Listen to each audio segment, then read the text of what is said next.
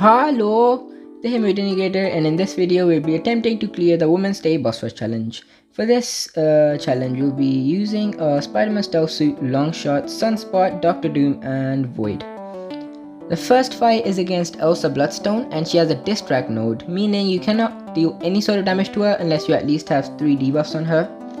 However, she also has the node Got a Light, meaning every time you hit her there's a 20% chance of incinerating her, which means in theory if you're using any champion it should work if you're playing aggressively enough. And she also has Life Transfer, meaning if you're dealing damage you're basically going to be regenerating quite a bit, so that's always helpful. She also has Enhanced Special 1, so like the first punch of the Special 1 is unblockable, so we just have to be aware of that. And also she has Bleed Vulnerability. However, I would advise you not to use any Bleed champions that are not mutants, because if you use a Bleed champion that's not mutant, you're basically going to degenerate quite a lot and die fairly quickly.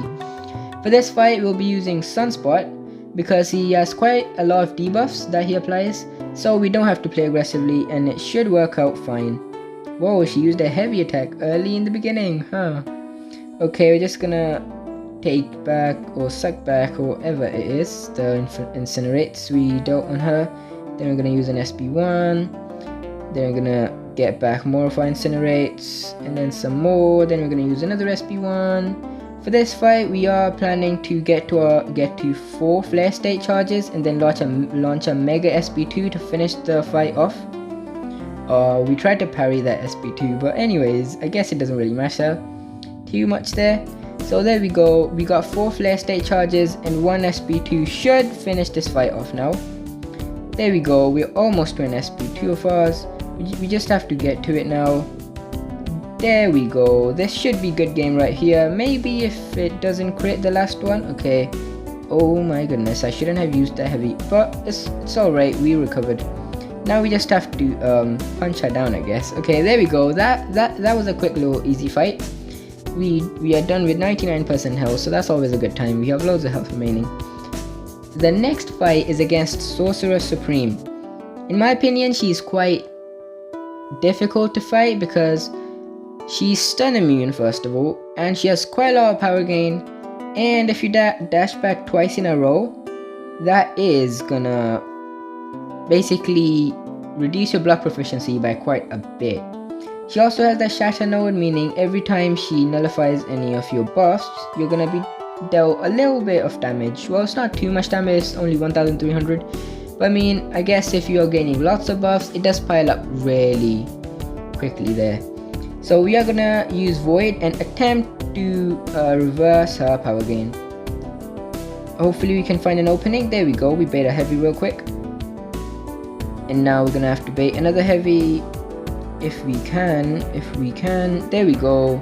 And now we're gonna use our SB1. Now we got a Petrify debuff on. Whoa, we got 2 Petrify debuff on fairly quickly there. I mean, the first 2 debuffs we apply off Petrify, so that's always a great time to be honest. There we go, she uses another she used another heavy attack. We punish her for that. And one more thing to know about fighting Sorcerer Supreme: if you're using any champion that is not like power control, the way to fight her is to like push her to an SB2, because her SB2 is like fairly easy to dodge and punish as well. However, her SB1 is quite troublesome because that you cannot dodge it, you have to dexterity it, and also the dexterity it is quite difficult, because of which you can't really punish her afterwards, so finding openings becomes even more difficult. There we go, we bait a heavy. Now we're gonna use our SB1, hopefully that applies a Petrify debuff. There we go. I mean, for some reason this one we are actually getting so lucky. We just applied another Petrify debuff. That's crazy, man. Okay, there we go, just gonna bait a heavy, and now we're gonna start backdrafting her until she dies, I guess. Pretty much, I guess. Okay, now we're just gonna backdraft, go for another one. Yeah, she also has very small amounts of regeneration, but that regeneration isn't too much, so it isn't really much to worry about there. There we go, we're gonna bait a heavy because why not. Now we're gonna use our SB2 because why not as well. Now we just have to find another opening. There we go, the intercept works. Now we're gonna use our SB1. Oh my goodness, the Fear of Void has run out, which means now we're not gonna reverse the power gain, but she isn't gonna be gaining power either. Okay, there we go. a Fear of Void is back up again. So if we can apply another Petrify debuff, that would be amazing. We are struggling to find an opening here. If we can find an opening, that would be great. Come on, there we go. She uses a heavy and we find an opening. There we go. Just gonna a few more backdrafts before she goes down. She's down to 5% health. She should go down fairly quickly now. Whoa, she almost used her SP1. But we're just gonna wait for her to die. There we go. I mean, Void is a beast mode champion for this fight. He works really amazingly well if you get lucky with the Petrify debuffs. And luckily enough, we did get lucky with the Petrify debuffs for this fight. Now the next fight is against a Black Widow. She has quite an interesting node combination because she has a stun vulnerability. However, because she's Black Widow, she's gonna have reduced ability accuracy on us, meaning applying a debuff on her is gonna be quite difficult. It's gonna be quite difficult when she's hitting us, meaning parrying is like not the best way of applying stun vulnerability, like applying a stun. So that's not gonna be that useful. However, now here's the nodes that create a lot of trouble. She has Energize 1, meaning every time we hit her, she's gonna gain double the amount of power she would normally be gaining. She also has Power Reserve, meaning every time she uses a special attack, the cost of the special attack is halved. So if she has 2 bars of power, she uses an SP1, she's gonna still have 1 bar of power. And for the Power Reserve node, it's the same for us as well. If we use a special attack, it's gonna be the same for us. It's gonna cost us half the thing. For this fight, what we do wanna do is like we wanna cheese this fight because thankfully enough we found a cheese that works for this fight. Because Ronin cheese isn't gonna work because the stuns you're gonna be playing are not gonna be that reliable because of the reduced ability accuracy. But let's just see how this fight goes. Yeah, there we go. And now what you wanna do is, once you have her exactly at 2 bars of power, you wanna bait her SP2. Hopefully she can use it fairly quickly now. Come on Black Widow, you know you wanna use her SP2, come on. Why is Black Widow not using her SP2? What's wrong? She's actually not using her SP2, what's wrong? I mean, if she doesn't use her SP2, our cheese strat fails like instantly, so we really need her to use her SP2. There we go. And now what we want to do, we want to use a medium and then a heavy. And then we want to push her back to an SP2 and then we're going to bait another SP2. Why is she playing so defensively? She's not even using her SP2. Come on Black Widow. There we go. I mean, if you see her gaining too much power, then I guess you could skip on the medium and just go straight for a heavy. But that is a bit risky because you might get hit if the distance isn't right, so I try to avoid that. My goodness, she evaded us. I mean, we might as well use an SP2, why not? There we go, a good old SP2 right there. And now we're going to use an SP1 because why not? Now we're going to use another SP1 because, oh my goodness, we failed the first bit of this SP1, but it's alright. There we go. Now we're just going to do that. Okay, there we go. Now we're back onto this cheese strat. So we're going to bait. So the cheese is basically this. Right now, I don't know why it's not working. But every time she uses an SP2, you use a medium and then a heavy. Then she uses another SP2, then you use another medium and a heavy, and you keep on doing that until she dies basically. But for some reason it's not really working right now because she's playing so passively. But let's just see if we can do it. I mean, as you can see right now, she's not even throwing her specials. It's like, it's as if she doesn't even know where the special button is. She's just so lost right now. Come on Black Widow, there we go. We're just going to use a medium, we are not even going to use a heavy because then she's going to shoot up a lot of power. Come on Black Widow, you know you want to use her SP2, come on. We don't have all day here, come on, there we go. I mean, because she's playing so defensively, she's pushing us against the wall. But if she throws her specials, we should be able to maintain distance. There we go, now she's using her specials fairly decently now. There we go. I mean, once we get into the rhythm, like, this is a fairly easy fight. There we go. And now we're just gonna keep on doing this until she dies, I guess. There we go. She's using her special so more frequently now. Okay, now I'm just gonna do that again. I guess one thing to be aware of is her evade mechanic. So I'm afraid you won't be able to do this with like a 3-star champion, because I mean, if she evades, you're pretty much done for, because it's like very unexpected. Because most of the time she's not gonna evade, so when she does, it's gonna be like, whoa, he evaded. I didn't expect that. Okay, now we're just gonna wait for another SP2. Come on, Black Widow. Come on, you know you wanna use the SP2. There we go. Just gonna use another medium heavy. And now we're just gonna use a 5 combo, and then we're gonna use a special 3, and this should knock her out. I mean, she only has 1% health, so this should be it. This should be enough. And there we go, a quick little knockout right there. I mean, we did take a little bit of damage at the start, 26% of our max health is damage, but I guess it shouldn't hurt us in the long run. But let's just see how it goes. The next fight is against Jubilee, and she's quite difficult to fight.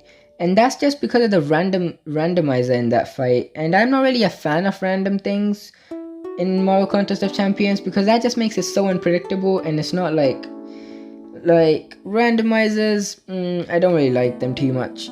But basically what this fight does is, the randomizer part of this is that every time anyone uses a special attack, both us and them are gonna get a random effect on them. It could be a buff or a debuff. And basically what makes it tricky is that she has a lot of power gains. So as you can see, there are like 3 power gain nodes.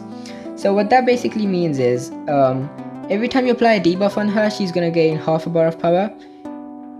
And every time you reach 1 bar of power, she gains a bar of power as well. And she has Rich Get Richer node, meaning whichever champion has more buffs, they're gonna be passively gaining a little bit of power as well. So she's gonna basically have a lot of power gain. And one more thing is, she also has minor aspect of death, meaning if she uses a special attack, it's straight away going in the bin. There's no way you're gonna survive that. It's an instant KO. So we are gonna try to use Spider-Man Stealth Suit here, and that's just because we need to use a champion that doesn't rely on debuffs or activating a lot of specials. And how we are gonna deal with this fight is, initially we are gonna try to get the timer on by using a stun, and then we're gonna apply our vulnerability, and then we're gonna bait an SP1 if we can.